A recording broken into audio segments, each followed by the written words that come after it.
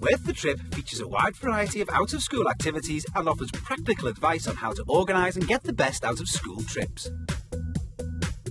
Coming up, Lynn March and her pupils from St James C.A.V. High School in Farnworth are on an art trip to the Bolton Museum's Art Gallery and Aquarium.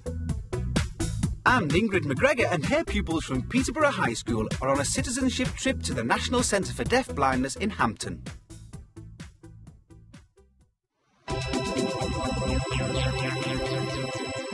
The Bolton Museum's Art Gallery and Aquarium opened in the mid-20th century and house a wonderful collection of artworks and fish. The pupils from St James C.A.V. High School are visiting the aquarium as part of their art project. It has a fantastic display of sea creatures. We have a policy in the art department. We do as much observational drawing as possible, first-hand observational drawings. This is a perfect example of actually using real objects to draw from and using artists in our curriculum. We're starting a new project this term based on sea creatures, and so this was perfect for the timing that we wanted to come. The kids are going to go into the glass aquarium and they're going to make some observational drawings.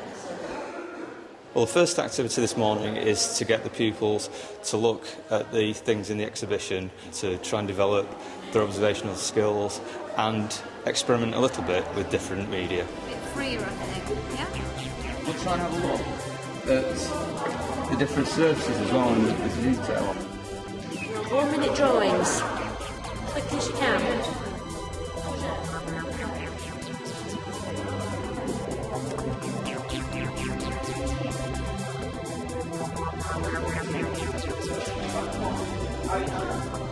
Second activity, we're down in the aquarium and the pupils are drawing live fish.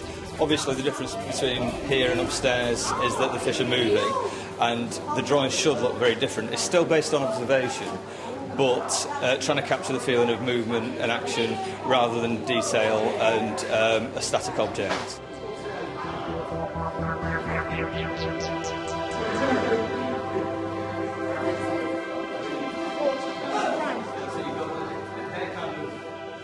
Okay, so you've all got a piece of this with a drawing of some sort on it. Okay. What we need to do now is be able to print this. Now, I'm not pressing on hard when I'm doing this. I'm just letting the weight of the roller pick up the ink. Piece of paper over the top. Now, again, you can do it with your hands, but if you get a clean roller, You can see it going through. yeah. Yellow, Yeah? So you're going over the whole thing. The advantage of printing is you can do several pieces of work.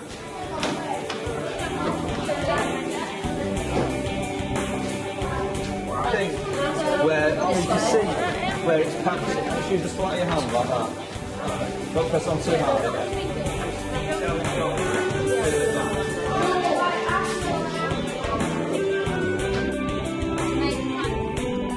Like that, you can hide it.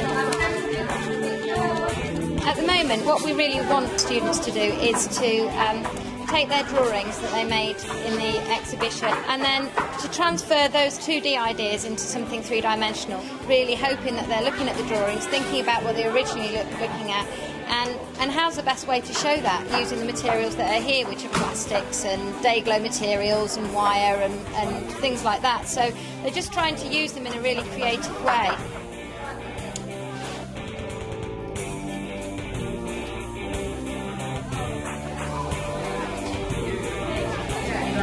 Making different kind of surfaces which you can then mould and make into a three-dimensional form.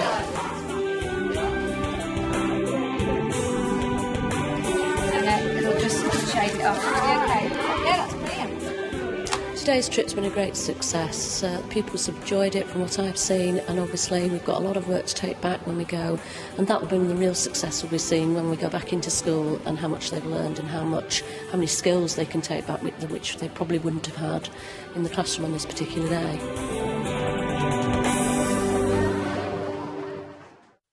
Here are some examples of other art trips available across the country. The The Rob Piercy Gallery in Porthmadog was established in 1986. Rob Piercy is a trained art teacher and invites pupils to view his work, which includes watercolour paintings and craft works. The Biscuit Factory in Newcastle upon Tyne is Britain's biggest original art store. The factory welcomes schools to view its many paintings, drawings, prints, sculpture, photography, ceramics and glass by artists from all over the world. The Potteries Museum and Art Gallery in Hanley, Stoke-on-Trent has excellent collections of art, costume, local history, archaeology, natural history and ceramics. There is also a programme of exhibitions, talks and workshops. The Fitzwilliam Museum in Cambridge houses a collection of artefacts and paintings representing cultures from the ancient world through to modern Europe. A museum teacher runs teaching sessions and workshop days. The Royal Albert Memorial Museum and Art Gallery in Exeter provides educational resources for schools. Special sessions and workshops are led by qualified teachers. There are 16 galleries of free displays including ceramics, fine art, glassware and silver. Ingrid McGregor from Peterborough High School is taking her pupils on a citizenship trip to the National Centre for Deafblindness. This unique centre houses many special features enabling deafblind people to be completely independent outside their own home. The centre opens its doors to school groups and aims to raise awareness of deafblindness.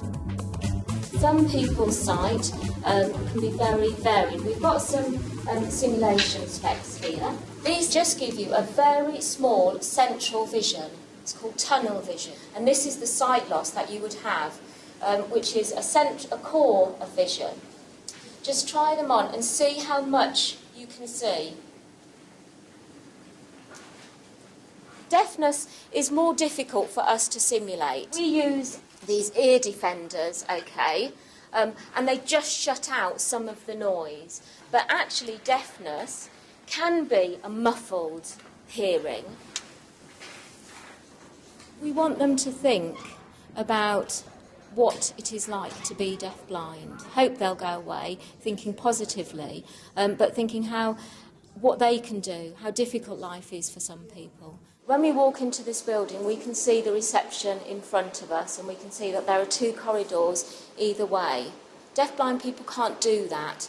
So what we've done is we've introduced this location map, which is a tactile map of the building, and you can see that the reception is in large print, it's in Braille, and in Moon. Moon is a script designed for people who go blind in later life. So I want to go and visit finance and admin, okay? So I find this on here by searching down, and I read it either in large print, Braille or Moon, and then I press this button, okay? And something pops out, a little node pops out, and it tells me that it's at room 23. As you can see, we've got the name of the room in large print, Braille and Moon on there, but we've also got an addition. Would you like to press the button? Finance and Administration Office. If we introduce them to the building, we get them to think about deafblindness, then they're already prepared for somebody who's deafblind. Now, Julia uses what we call deafblind manual. So everything I'm saying is being spelt out, letter by letter, onto Julia's hand. Okay, I wasn't born deaf and blind. I was registered blind at 2 years old. As for my hearing, I was first fitted with a hearing aid when I was about 4 years old. And until I was around 20, my hearing was quite good compared to what it is now. Any questions? Is your best friend also deaf-blind? Blind, but not deaf. I don't have any deaf-blind friends. Is your watch any different to a normal watch? To look at, probably just a modern watch, but you can open the face. And I can read the time by touch. It's 11:20. Well, by mine anyway. J, R, index finger, and H, I, third finger, I. J, dragging that finger down, J. L in the palm of the hand. M, 3 fingers in the palm. N is 2. O, the ring finger. I think if you catch them young with most things, then hopefully they will grow up and not just accept that there are disabled people around them rather than make fun of them, which is what happened when I grew up.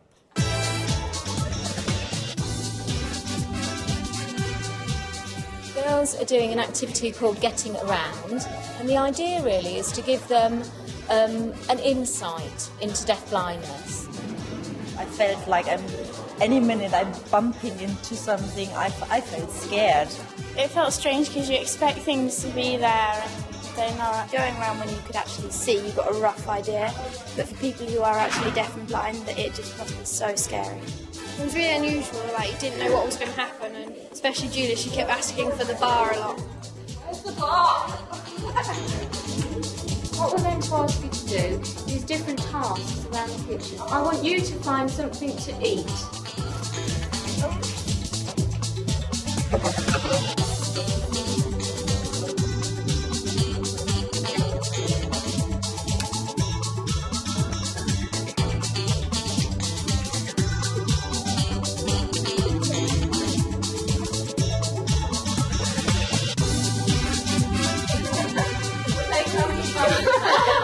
We ask them to do simple tasks, and we say your day is full of these little things.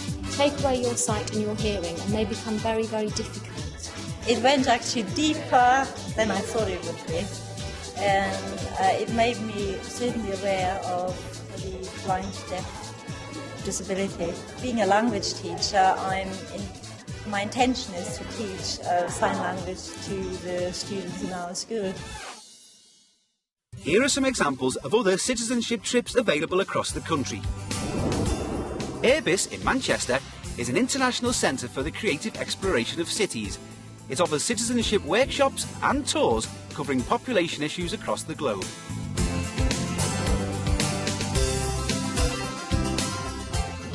Youth Act trains and motivates groups of 11 to 18-year-olds to campaign for change in their neighbourhoods, schools and youth clubs and tackle issues that concern them. Youth Act is currently running in Haringey, Islington, Lambeth and Southwark.